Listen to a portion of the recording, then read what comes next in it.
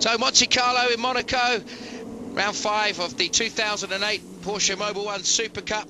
The safety car has led the drivers round for the opening lap. The lights are out, which means we are going to go racing. It is Jeroen Bleekemolen, the Dutchman, the 26-year-old who won here last year. He's going to be leading Irishman Damien Faulkner in the SAS car, which is entered by the Voltalec, the racing organisation. Head over very sideways there. Sean Edwards, they cross the line, charge down towards Sandervoort in the most difficult and demanding conditions you could possibly expect for any racing driver, especially those in a 420 horsepower rear-wheel drive Porsche 911 GT3 997 derivative. It is though Bleekemolen, who looks like he has got the edge. Alson just behind there, putting pressure on Damien Faulkner. We saw earlier a grid graphic which indicated that Alson wasn't going to be there, but he was. We could see him. It was just clearly a mistake on the graphic, and it is Faulkner who looks the quicker of the two. These two guys know each other very, very well. Behind them, Sean Edwards in the white and turquoise car, the Conrad racing car, putting big pressure on the very experienced head of Uwe Alson, a German, the 41-year-old former champion in 2004 in this series. Behind them is the blue and yellow colours of the Urban Industrial Tools car. That's the Redline racing car of David Salons, a lap record holder here from 2005.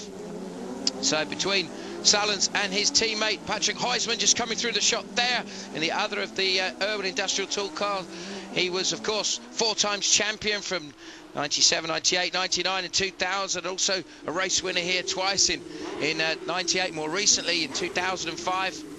Champion of that year in 2005 was Alessandro Zampedri, and he's having a bit of a frustrating time of it at the moment in terms of his qualifying and his grid positions, where we would have perhaps expected to find the charming Italian driver. But it is at the moment Bleekemolen just starting to work out the conditions.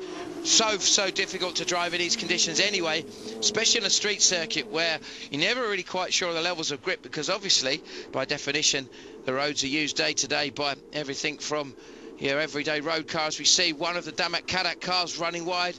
Couldn't quite see whether that was Van Lagen or Mamero. Didn't quite get close enough to see the graphic. Well, we'll have a look as they come through, and they both seem to be running together. I wonder if whoever that was managed to let his teammate back through again, because obviously you get advantage by cutting a corner like a chicane. Realistically, the only way you're going to avoid a penalty is very sideways from Salons as he went up the hill there, and who can blame them when they're trying to get all this power down through the rear wheels? Well, the configuration obviously with a 911 GT3 is that not only rear wheel drive but very much rear engine. This is the section where Faulkner looks quicker than Bleekemolen. He was very quick up Beau Rivage into the first part of Casino Square. You can see as they go over the top there where there's that great big bump. Well, looking back to races of the past when we saw Formula 1 cars in the 70s with lots of power and very little grip, that was where you'd see them very sideways. I remember a great shot of the late great Ronnie Peterson in the early 70s sideways for about 200-300 metres coming down the hill there. And now we can see that it looks to me like it must have been Van Lagen was the one that ran wide, because he's now behind Mamero. Once again we ride on board from what looks to me like that's one of the SAS cars in front. Can't see whether we're on board now with looking forwards from maybe Yannick's car at Danny Watts. I think that may well be the Englishman having a frustrating time in qualifying, 14th on the grid. Another big challenge here coming through the tunnel. We can see not only does the light conditions change, there's quite a good level of lighting in there now. Well, these people are going to have a long day, aren't they? We're looking with one of the HSF Porsche Eindhoven cars, Simon Fredericks. You can see just how much water is being dispersed.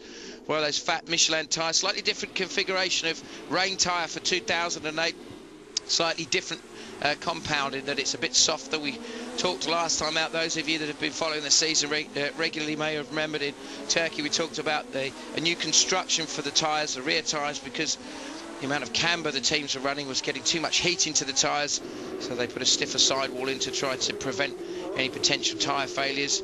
Well, heat's not going to be a problem this afternoon, is it? Or this morning rather, here at Monaco. The major concern is going to be trying to keep a clear vision of what's going in front. Salons seems to have dropped away from this pack, and the young man who's doing exceptionally well in the conditions here is Sean Edwards on the back of the group of 4 there, sitting on the tail of the most experienced man probably you could find in the pack in Uwe Alzer, the 2004 champion, who got a great run at Faulkner. Well, the two of them have had some big scraps this year. Is Alzer going to think about going the long way round? Well, if he can, that's going to be one hell of a move to pull off, but he tucks back in again. Faulkner could see that one coming very, very late on the brakes.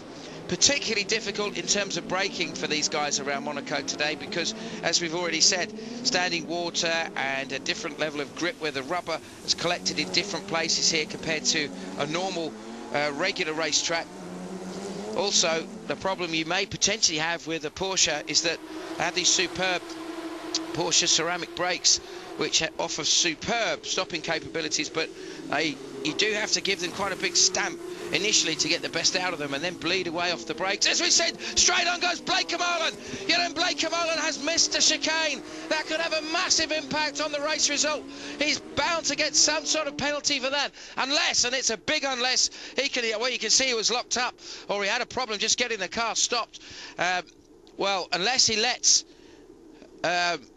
Faulkner back through again, who we look, oh, big spin there, coming out of Sander Vogt. And I think that may well have been Yannick. Can't quite see from our camera angle which of the drivers that was there. But Blake Camolan is still running ahead. Now, is he going to take the gamble of trying to finish ahead on the road and accept whatever penalty he gets? It's likely he's going to get either a drive-through or a 10-second penalty, or possibly just position reversal. Lots of configurations what they can do. You can see the other problem as the drivers came through the start-finish straight there is the lines on the road, the painted lines. Absolutely slippery. Here I remember a vivid image of Nigel Mansell in the early 80s, in the 84 Grand Prix, when it was raining hard, coming up the hill, touching the white line, and the distinctive black and gold Lotus snapping sideways and clattering into the barrier. And that was the race when Ayrton Senna really arrived, nearly taking the victory from Alain Prost, and another young man that really made his mark, who's sadly no longer with us and was synonymous with the Porsche brand, was Stefan Bellof. Germany finished third that day. Now coming back to the action in front, you can see now that Heisman has made his way through, and he's having a strong run. Is Heisman? He's on the back now of Mamro. Heisman started 10th, he's made his way up to 8th already, and he's putting big pressure on Mamro. Van Lagen seems to be back ahead now. Here we can see Benz, I think that was going through the shot. Yes, it was. And Danny Watts, well, talked about the problems the drivers have got with trying to stop the cars. Danny going in very, very late on the brakes. You can see he's trying to get it turned very quickly, manages to think about getting reverse. Hopefully, the young man from Oxford is going to be getting the car going again. He's been pretty strong in the last couple of races, but Monaco, he's a special animal, and even for someone of Danny Watts' talent in the S